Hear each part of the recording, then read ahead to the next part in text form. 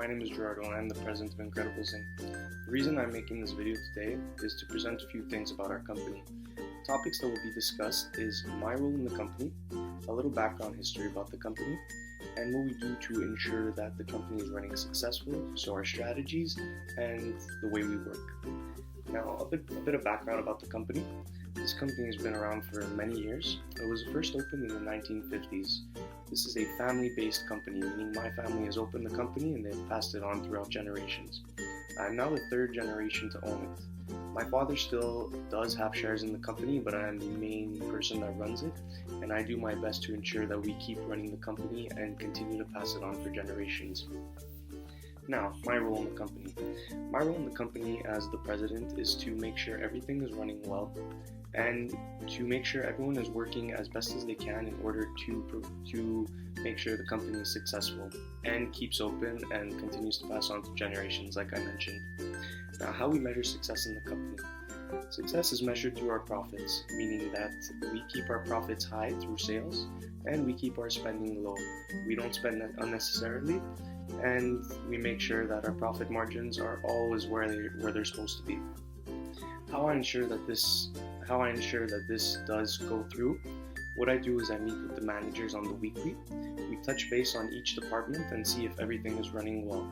We also speak about new strategies and what we can do to improve. No matter how successful we are running, improvements always can be made. Therefore, we all sit around the table and suggest new ideas that can benefit the company and keep the company open and successful. Thank you. My name is Rosie, and I'm the head of the finance department at the company Incredible Inc. So I've been working at this company for 6 months now, and my background is I have a master's degree in business administration, and I have over 10 years of experience in the field. So my role in the company basically is I lead and manage and supervise everything that's related to treasury, to the overall financial transactions. And I also work closely with the accountants of the company, so I supervise all the accountancy matters. I also set the budgets and the targets for the company, so the annual budgets, and I make sure that we stick to them.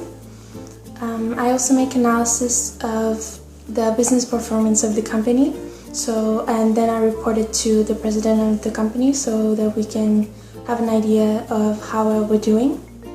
And I also make analysis and reports of how our competitors are doing, so their business performances, so that we know how fierce the competition is. I also set annual cost rates and prices for the customers. And I also take care of everything that's related to the financial aspects of human resources. So I take care of the employee wages and salaries, and I also take care of the bonuses, the retirement plans, and so on and so forth. So that's basically my role in the company. Hi, my name is Suissa, and I've been working at Incredible Inc. for 13 years now. This company is a toy corporation, and we basically sell toys for children and teenagers, board games, any kinds of toys that you would think of. I have a few jobs here. I'm the head of sales and marketing. I actually have a partner in the head of sales. Her name is Jessie. I became the head of these departments about 2 years ago now, after all these years of experience. Finally, I was brought up to be the head of these departments. So for the head of sales, basically what I do is I'm in charge of overviewing all the sales that go on within our company, on our website. We try to get rid of everything that we have in our warehouse, so therefore we like to make a lot of sales before we have our new stuff come in. So that's a very important job, to know what's going in and what's going out of our warehouse. So it's good that I have another head partner with me. The second thing that I'm one of the head employees for is marketing. And this is all about getting our name out there. So we've been really trying hard to get our name out there even more now, since now technology has been getting in, so people buy less and less toys. So we're trying to show how important it is to use actual toys instead of just giving your kids a phone or a tablet to work on while playing games. So that's one of our main goals that we're trying to work on in the marketing department. by doing this is like we're putting commercials out, we're hanging flyers, but we really need to up our game on that. So that's something we're working on, and I hope to be working here for many more years. Hi, my name is Jessie Dolman, and I've been working as the head of the sales department for Incredibles Inc. for the past 5 years. But in the last 7 months, I've been transferred into international marketing and product production. It's allowed me to focus on growing our brand internationally and reaching a larger audience. By reaching a larger audience, it allows our brand to truly expand. Our profit margins, our notoriety, it'll be something great for our brand itself. I'm trying to find alternative means of expanding our profit margins by reaching international buyers and clients. By doing this, once again, it'll increase our profit margins and increase our brand itself. It's shown that creating products overseas and internationally creates a larger profit margin for the company because you'll be able to create the products for less cost and sell them at a good cost to your customers. Therefore, it's more beneficial for your company. My job also allows me to find alternative means of expanding our brand through the use of outsourcing production and international distribution. I need to find ways to create our products for much less, thus allowing me to build relationships with international companies that will be able to manufacture our products for much cheaper. Finally, I need to find alternative ways of producing our products that will allow us to compete and be above our other competitors. Most companies right now produce their products overseas for much less, and their companies are expanding and thriving. That's what I want our company to do. This is what my job entails, creating a company that will become international and be extremely successful. Hi, my name is Jonathan Cohen. I work with Incredible Toy Company. We are one of the world's largest retailing toy companies. We sell all across the world and produce mainly in Canada. I've been working now with the company for about over 10 years, and lately I acquired the position of head of human resources. So my position in the company is really dealing within the employees within the company. So many times if there's problems with employees, whether it be salary, whether it be just problems within the company, within different employees, I come in, I assess, I speak to both parties, and we come to an agreement usually. Well, at least that's the goal. And my main objective in the company is to really just make sure every section of the company, whether it be marketing, whether it be sales, are all communicating on the same level and all have the same mindset, and there's no complications within our company. The biggest problem for me with our company is maintaining happiness for everyone. So that means ensuring that whenever we decide to go on, all parties of the company are satisfied and there's no complications within employees, as well as also sales. I sometimes have to come and intervene within other outsiders who are dealing with the company to ensure the maximum level of happiness during the transaction or during any business deal that's going down. So that pretty much sums up my role within the company, and I just love what I do because I love to work with people, and especially within my company, I'm working with great people. We work along very efficiently. We very hardly disagree, but when we do, we always manage to come to agreements and come to the best solution. And I hope to be working here for many years, and really hope that I could develop my skills and keep our communication at an all-time high. Hello, my name is Amelia, and I've been working for Incredibles Inc. for about 10 years. I'm the head of employees at their company, and basically I'm in charge of hiring employees, the selection of suitable employees for the company. I make sure they receive proper training, salary, benefits, and pension plans if they plan on staying with us for a very long time. Basically, Incredibles Inc. is one of the most successful toy companies in Canada, and we have about over 5,000 employees, some of which have been with us for over 20 or 30 years. And basically, I work a lot with human resources. Basically, I monitor our employees. I judge their productivity, their determination, their focus for our company, and of course, their team working skills with their other colleagues. I enforce rules and regulations in the workplace. So if someone isn't following the right protocols or policies, I would basically have to speak with them and make sure that changes will be made. And of course, if they don't follow the right protocol, of course I would have to follow through with them being fired. And basically that's it. I manage all the employees and their positions and make sure that everything goes smoothly.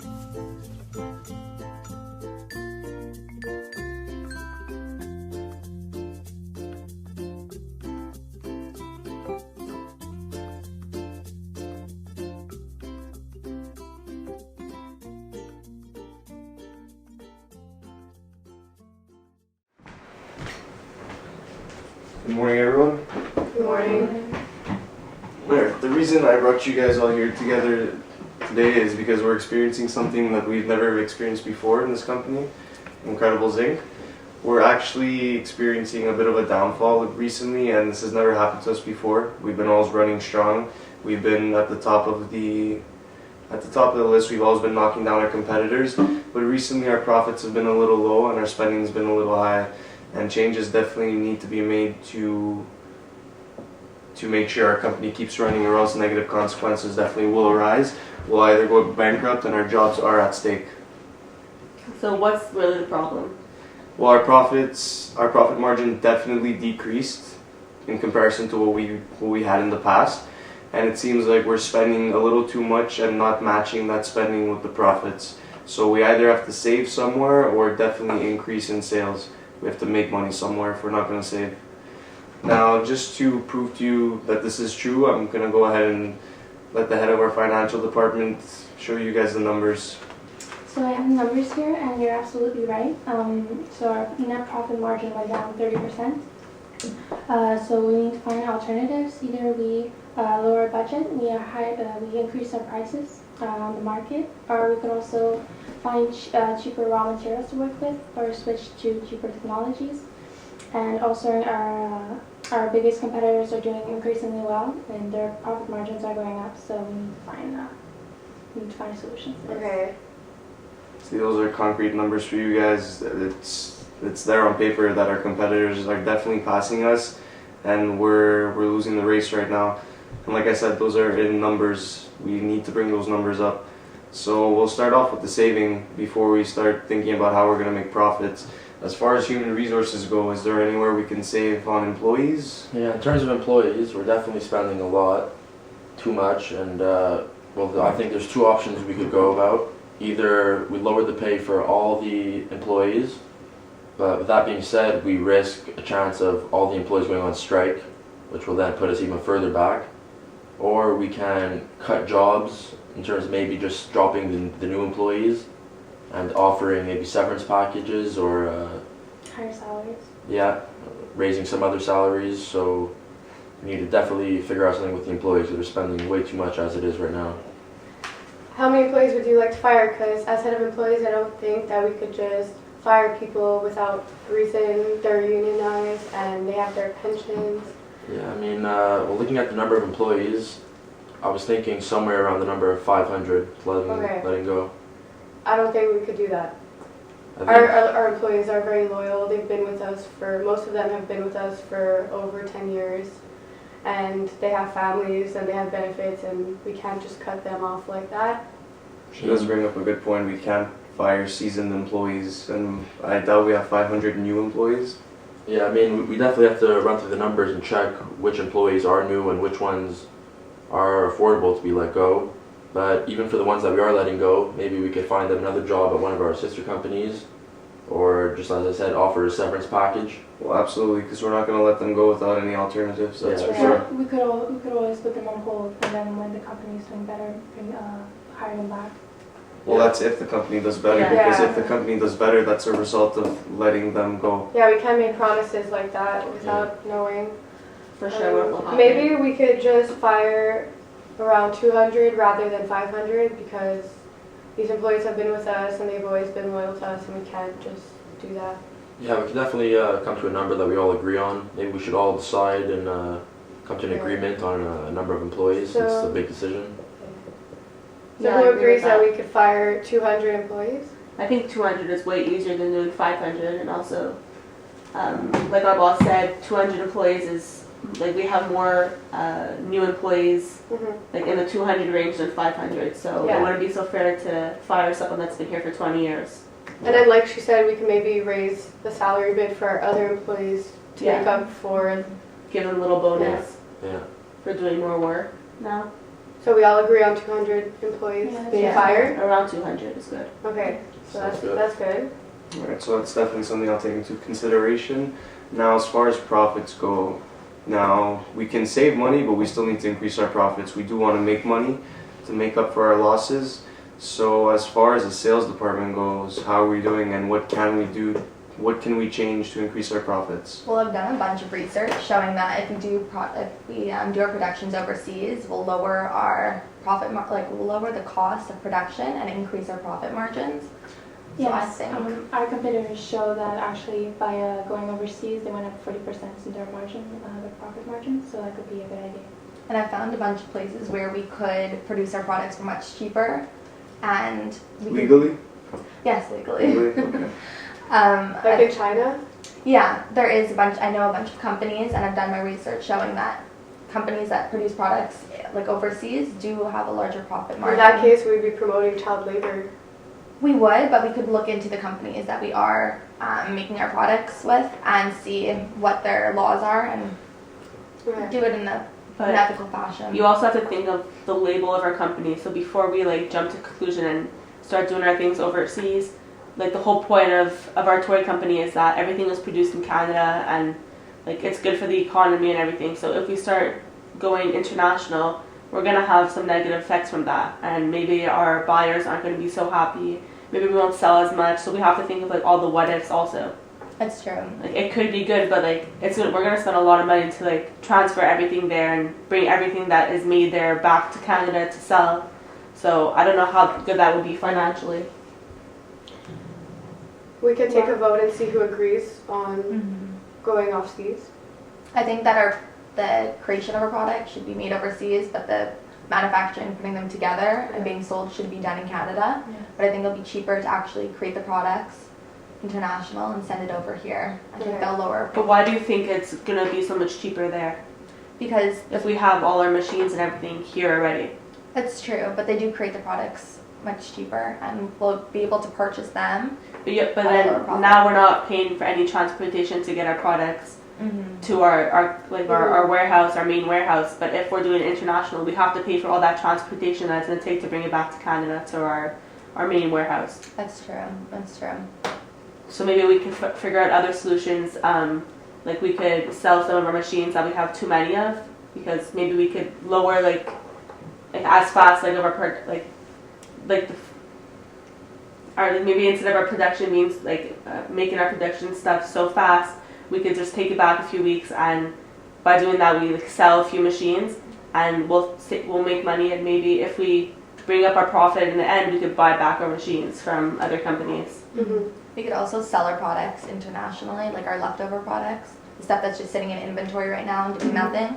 We could ship it overseas. You mean all our old stuff that's just sitting? We could ship it overseas and make extra profit. I think that would make more sense to do that internationally than transferring everything to be an international production company. Okay, what we'll do as far as the sales is we'll take a vote on that. So who would vote? Would you guys like to vote amongst yourselves for that? To sell internationally? I would be okay with that. So. Yeah, I think it'd be a good idea. I'd be okay with selling internationally and keeping our production in Canada. Yeah. That's what our company is all about in the end. So So we'll do that for that. Now, as far as the saving goes, that's more of a budget issue, and I'll take that into consideration myself. I do appreciate your votes, but like I said, I'll make the final decision for that, and hopefully these changes will be profitable to our company and will get us out of this hole we've dug. Well, before we leave, I just have one more point.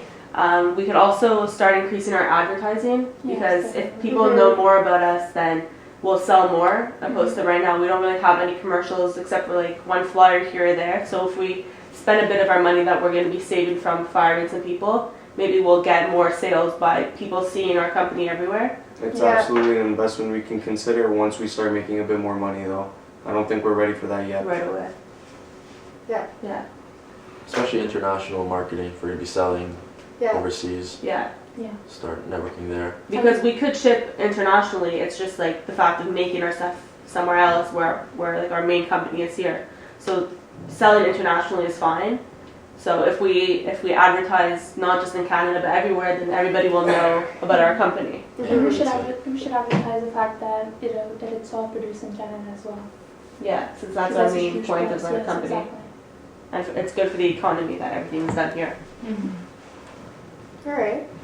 Well, like I said, guys, these will definitely be taken into consideration, and hopefully there's a positive outcome to all these changes that will be made.